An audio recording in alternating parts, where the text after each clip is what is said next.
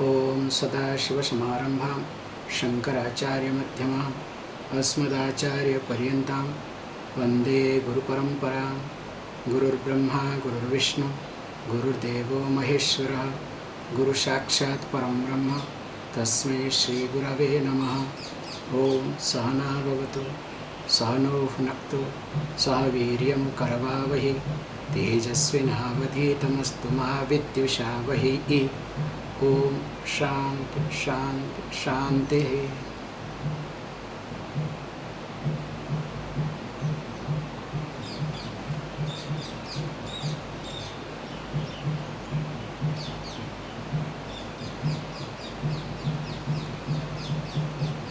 As we have been discussing, now in this session from today onwards, we will be talking on Tattva Bodha. This is a very introductory text for Vedanta. So this word Tattva Bodha, if you look at, there are two words. Tattva Bodha. So Bodha means knowledge. Now when I say Bodha means knowledge, knowledge of what? So knowledge of Tattva. So we say Tattvasya Bodha, Tattva Bodha. So knowledge of Tattva.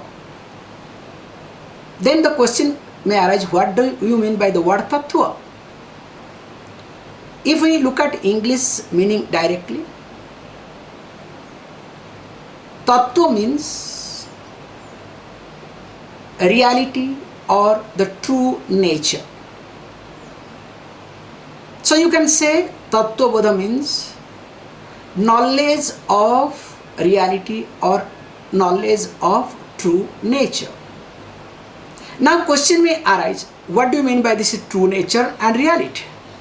How to look at? Quickly I will come to this point so that it becomes easier as the text comes. Actually, if we observe, the word Tattva itself explains. So we say Tasya Bhavaiti Tattva. In English, what we explain as ness, the abstract sense. For example, if we look at, so what is the, let us say, the true nature or the reality of this cloth? So if we ask the question, please understand, there is nothing called cloth. So we say, okay, it's full of thread. But in English, to explain, sometimes we say the clothness is the truth, the reality, not the cloth. So that is called ness comes. Now fine, if clothness is behind the cloth, now question may arise. So what is that clothness? What do you mean by that clothness? Okay, you may say, oh, that thread. Then what is that threadness? Cotton. What is that cottonness? Now as we start seeing more and more, we come to the point that is the truth, the reality, which scripture will talk and will discuss. It is me, myself. So in short, Tattva means that the true nature of oneself or of myself. So that means knowledge of myself is called Tattva Bodha, or if you want to put it very carefully, self-knowledge. So if we want to understand the word Tattva Bodha means self-knowledge. Okay, now question may arise, because look, I am a very pragmatic person. Why should I know myself? Because if I observe without any purpose, we say prayojanam anudisya mandopina pravartate. Without any purpose, even if a dullest person, even if a laziest person will not move an inch. So if I have to, please understand, this is a beautiful way of looking at. If I have to know myself,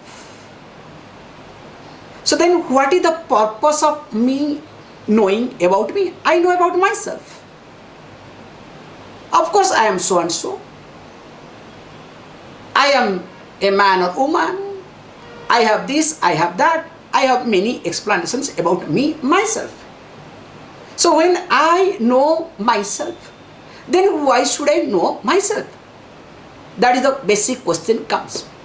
So to address that, please understand, when you try to put effort, definitely you look for a result.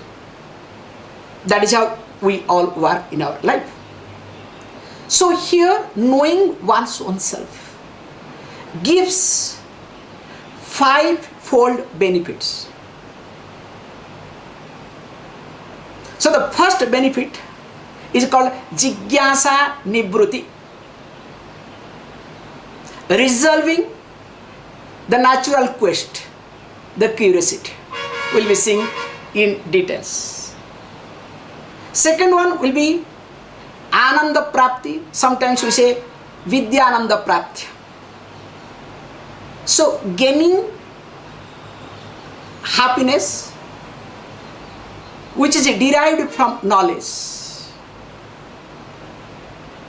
Then the third one is called Paravasya Nibruti. Sometimes we say Paratantra Nibruti, or you can say Karpanya Nibruti. So that means the sense of dependence will be no more. The dependence of others will go away. And the fourth one is Aghata Nibruti, the reducing the impact with reference to your day-to-day life. That also will be resolved. And finally, Dakshata Prapti,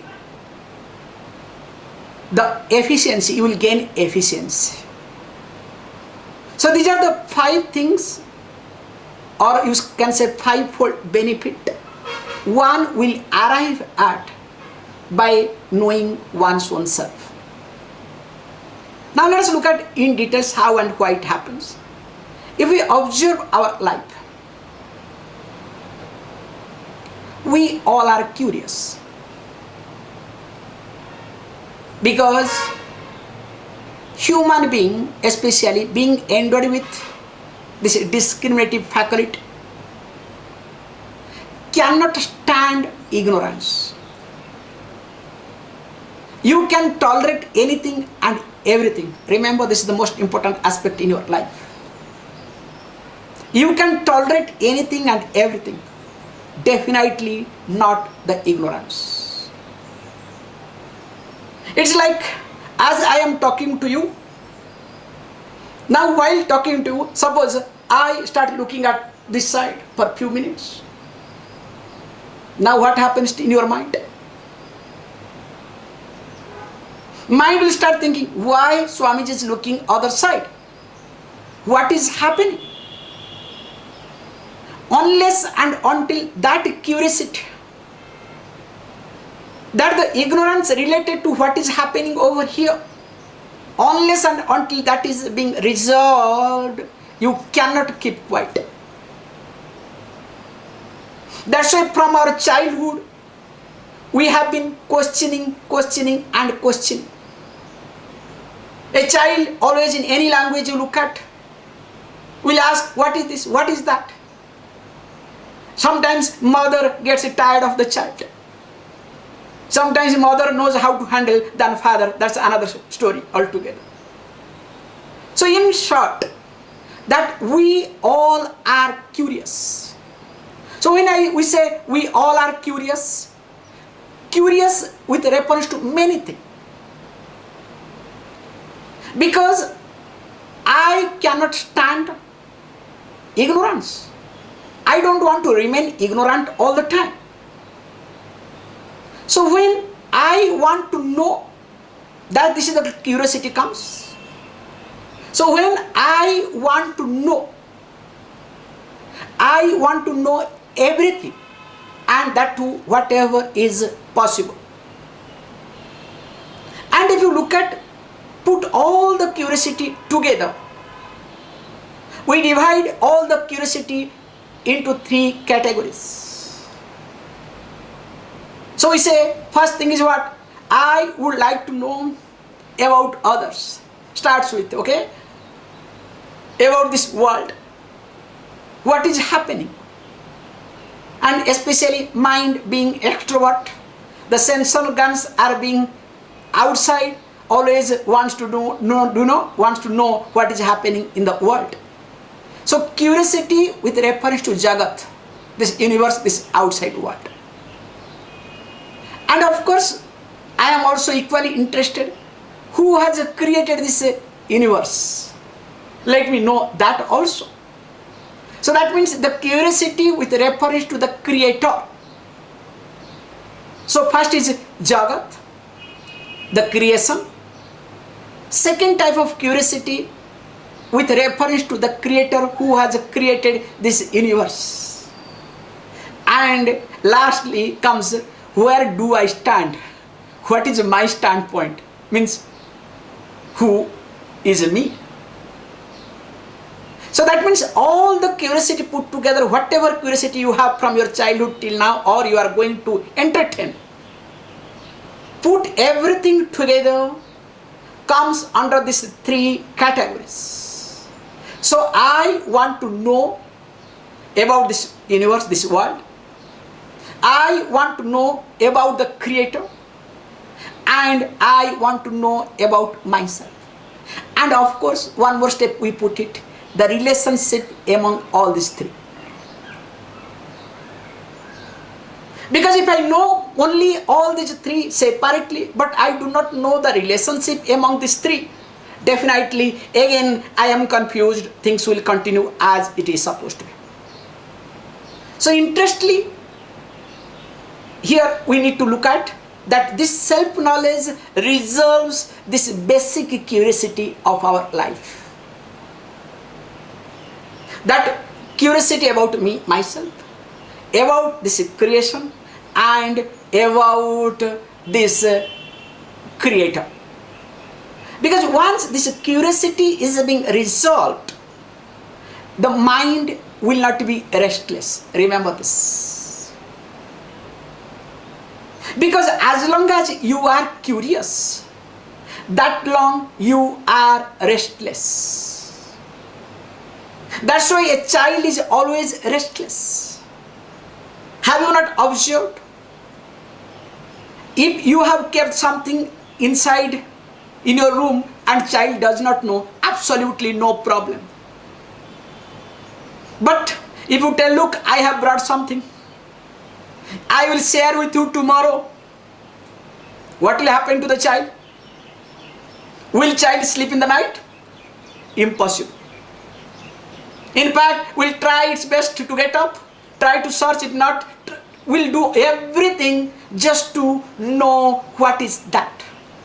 Because basically the curious mind is restless mind. So that means basically whenever you are restless, deep within there is some type of curiosity in you. So whether it is legitimate or not, that is secondary, that is not our purpose here. So here we need to understand that if I am becoming restless or I am restless in my day-to-day life, there is curiosity in me. And interestingly, this knowledge takes care of these 3 basic curiosities. And of course, second one comes Ananda Prapti. So when you say Ananda Prapti, if we observe our life, all the time we are working for only one thing, to be a happy person. If we observe every time, whatever you do, your job is to be a happy person. So when you want to be a happy person, of course your happiness depends upon many factors. And interestingly, because whatever happiness you derive, all are temporary, because it does not last long. In fact, it comes and goes. And because it comes and goes, that's why you are more and more helpless. We say when something is created in time, that also gets destroyed in time. So here you derive happiness based on the knowledge. We'll be of course seeing in details how this Vidyananda Prapti happens. Because basically you can observe, please understand, in reality there is nothing called Vishayananda. The Ananda derived from sense pleasure. There is nothing called Vishayananda, okay? Remember, there is nothing called happiness derived from the sense objects or pleasure. It is exactly, please understand, this is what we always highlight. For example, the popular example that I give, like this jackfruit payasam. This is a very nice thing to taste, okay? The payasam made up of jackfruit. Very delicious.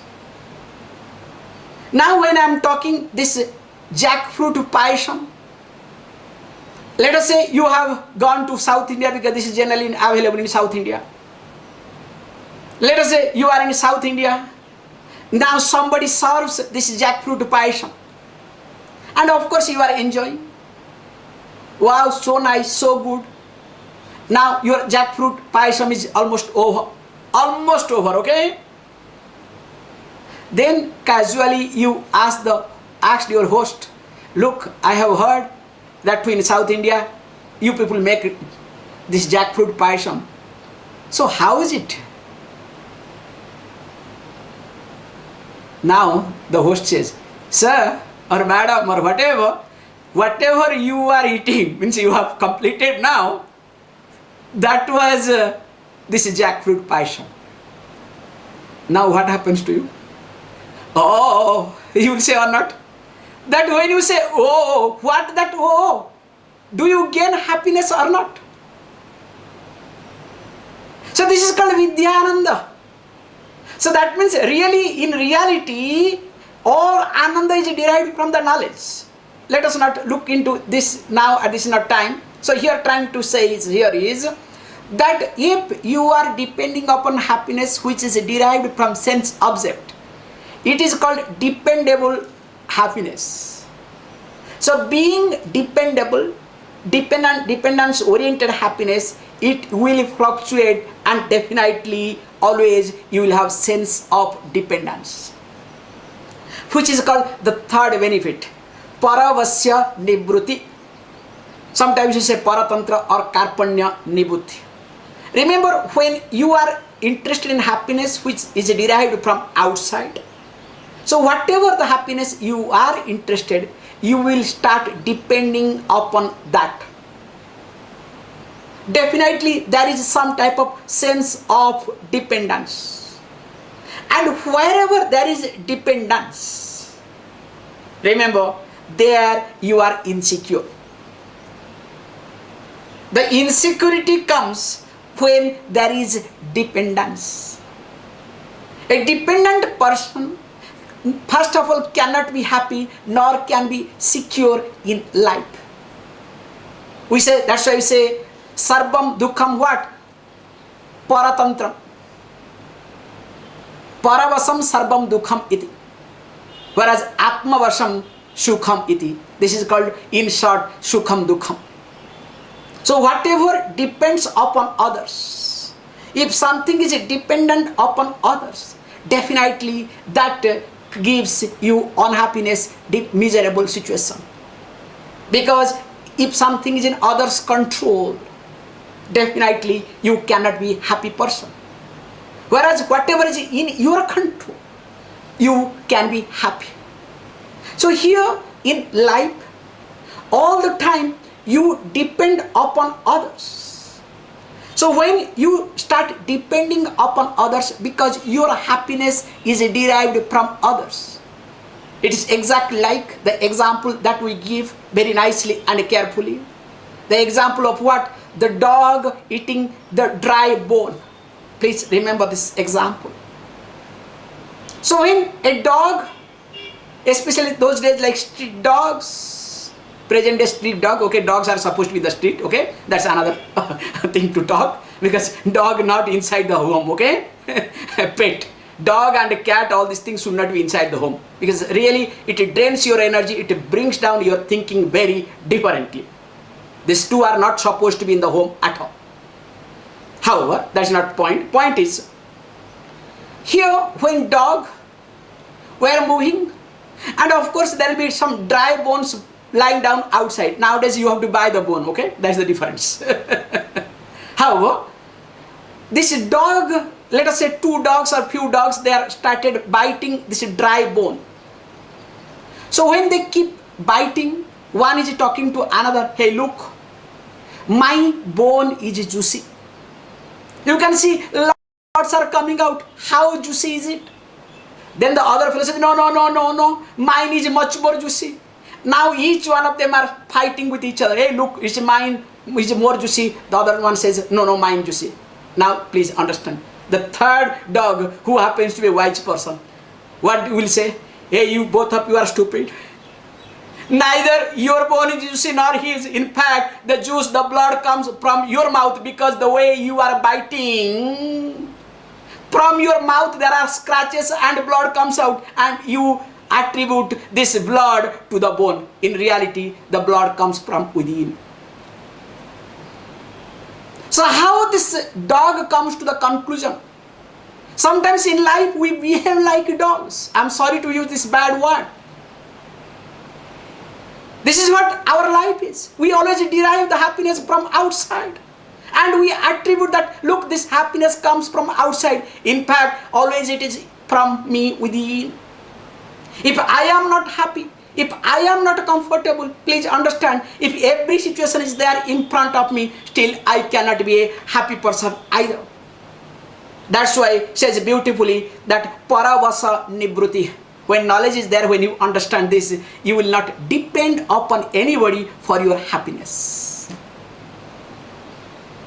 And the fourth one is called aghata nibruti. As you know, life is not always walking on bed of roses, nor it is all about, smooth sailing.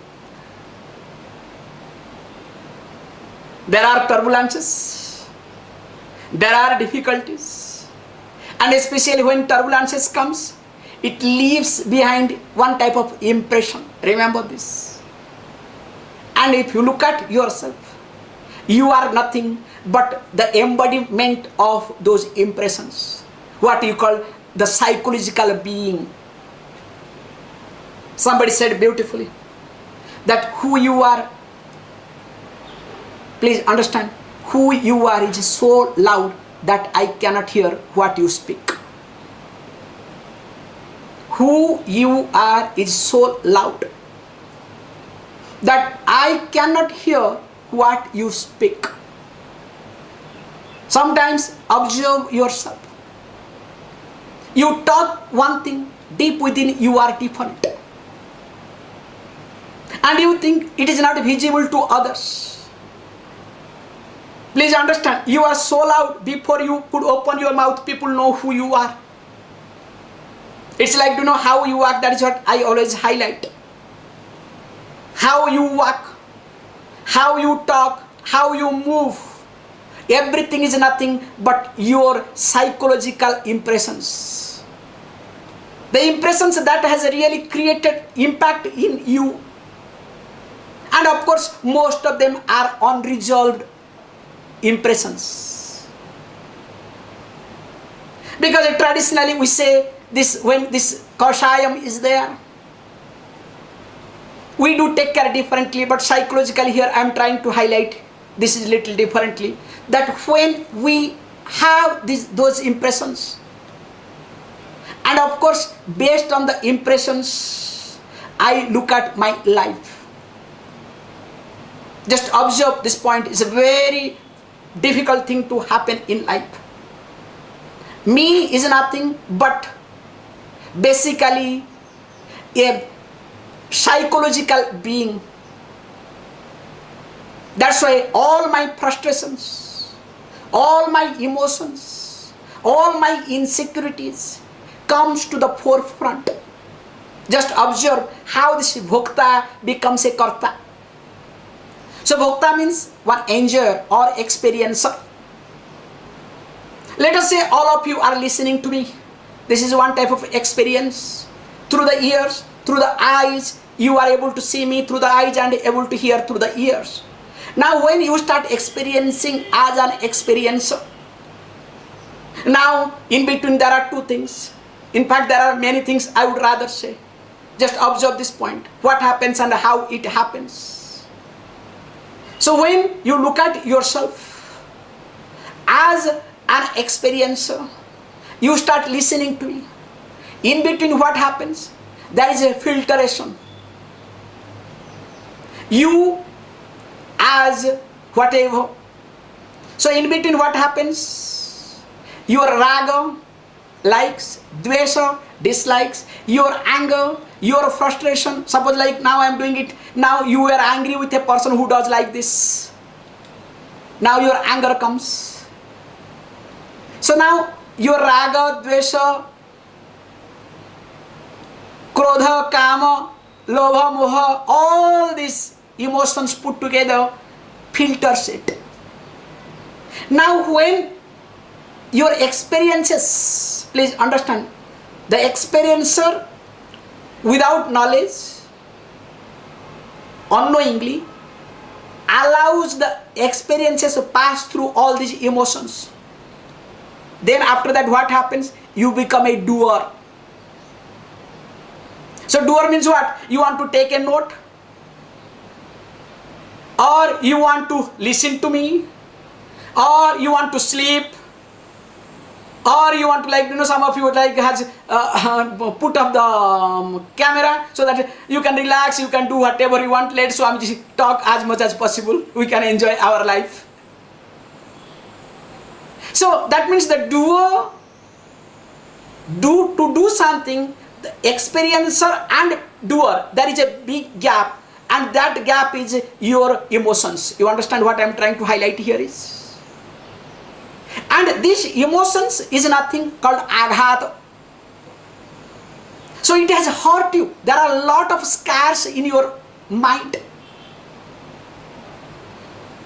And when there are scars, definitely you will not be able to listen to Vedanta either. In fact, always Vedanta goes overhead. So he says very nicely, you need to understand, and this knowledge helps to reduce your aghata, the scar, the hurt that you have. Remember, Vedanta does not change people. Vedanta will not change the situation either. Remember, I cannot change you. The way you are, you will continue. Nor I can do anything. This is the truth, this is the reality. But remember, at least Vedanta will help me to understand better that I will not feel hurt from you. How? The impact with reference to a situation will change, but not the situation. How? Just observe this point. Let us assume here there are 3 glasses of water. Left hand side, super hot. In the middle, lukewarm. Now right hand side, there is cold water. Now what happens? Now I will take my finger. Now I will put this finger in the cold water. Let us say normal water. Okay? Then after that I put the same finger in this middle. Now what I'll say? The middle one becomes what? Hot for me or not? Oh, it is hot. Now what I'll do? I'll change it. Now first I'll put the finger in the hot. Then after putting after putting my finger in the hot water, then now what I'll do, I'll put the same finger in this middle one, lukewarm. What I'll say, oh, so nice. Can you see the difference? Same person, same place, same thing to do, but the impact changes. So this is how happens with reference to that knowledge. People will continue the way they are. Situation will continue the way situation is supposed to continue. But your response to the situation will change completely. That's why Vedanta does not change others. Vedanta change yourself. And if you do not change, that means you are not fit for Vedanta either. I can make it very clearly. If you do not change, but you expect everything to change, that means you are not fit for Vedanta. Try to do other thing. In the sense, continue, no problem, hoping one day you will change. Means you need to put more effort. That's why do some mantra japam. Do other things so that your mind will be prepared for it. Or else what will happen? You will try to misuse this Vedantic teaching. However, so this aghata nivrutti. And when aghata nivrutti minimizes, that means the sense of heart, when it minimizes, I'll take another 3 minutes maximum because we have to stick to our time. Then finally comes what? Dakshata prapti. Your efficiency increases. How efficiency increases? Just observe this point. We say, a calm mind is an effective mind. And of course, if you look at an emotionally disturbed mind is a handicapped mind.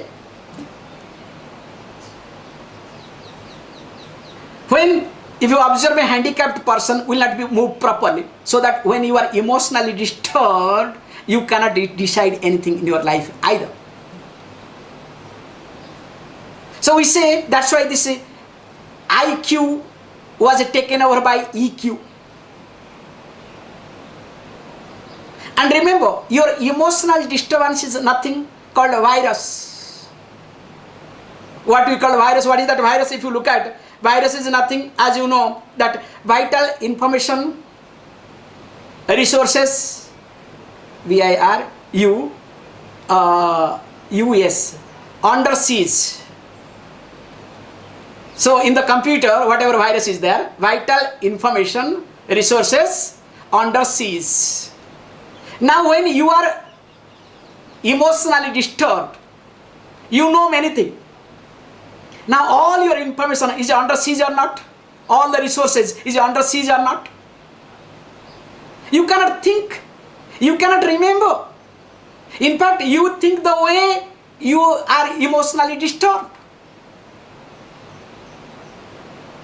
So that means your emotional disturbance is a virus for you. You need literally antivirus if you want to talk in computer language. That's why the teaching becomes antivirus. So that's why what you need to do here is this self-knowledge takes care of your emotional imbalances. And when your emotional imbalances are taken care, as I told you, now between the experiencer and the doer, there is a big gap. There are many filtrations. Now based on the filtration, the doer changes. The attitude of doer completely depends upon these filtrations that we discussed. Now, because of this knowledge, now the filtration will not be there. So whatever you experience, the experiencer and the doer, the gap becomes less. That becomes more transparent. Gap becomes less, means transparency is there. Means you do what is to be done at this given moment. Definitely what happens when you start doing what is to be done at this moment, definitely your efficiency increases. And remember, All these five-fold benefits put together is called moksha, is called liberation, is called happiness. Don't think that happiness comes only one way or other. No. All these five put together is called happiness, is called liberation, is called nirvana, if you want to talk any languages. And this comes from the self-knowledge. More of it we'll discuss. The source of self-knowledge, then we'll go to the text. So we'll meet you tomorrow at the same time. Thank you all of you. Please close your eyes.